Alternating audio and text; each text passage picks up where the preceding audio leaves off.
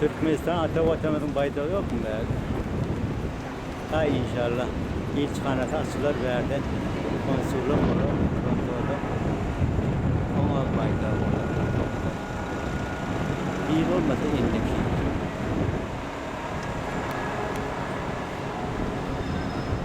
Hatta devamında öyle planlaştırıyor.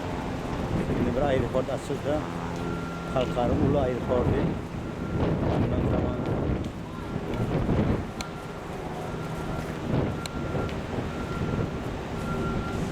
yavaş yavaştan görürmeli. Ama olur bir de yaxşı net yarın devlet diye.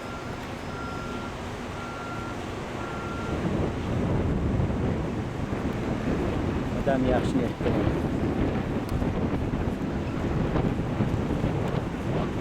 Kartınkiloga da tertiple maşhur balıktır.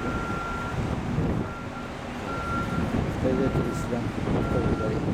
Nereye turistler haydi ya. Biraz çıkıyor.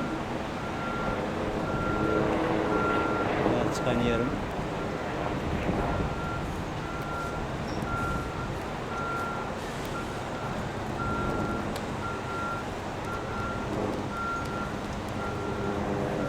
Asasan tu adam minlerim.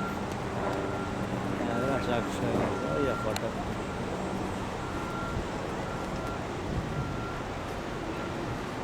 İki kat kalınıyorum. Hava iki kat yapmıştım.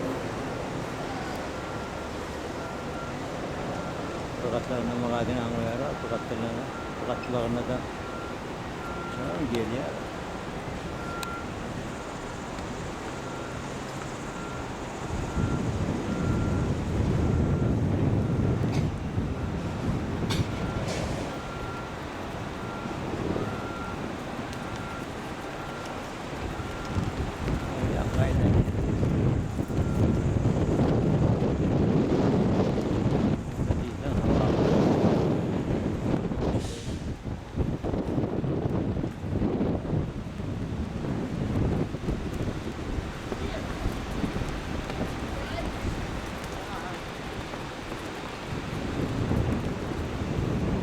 Annelerin bayrakları, Kanada'nın bayrağı, Kanada'nın bayrağı, Amerika'nın bayrağı, Malhaydi, Japon olmalı, Çin olmalı, Arjantin'de.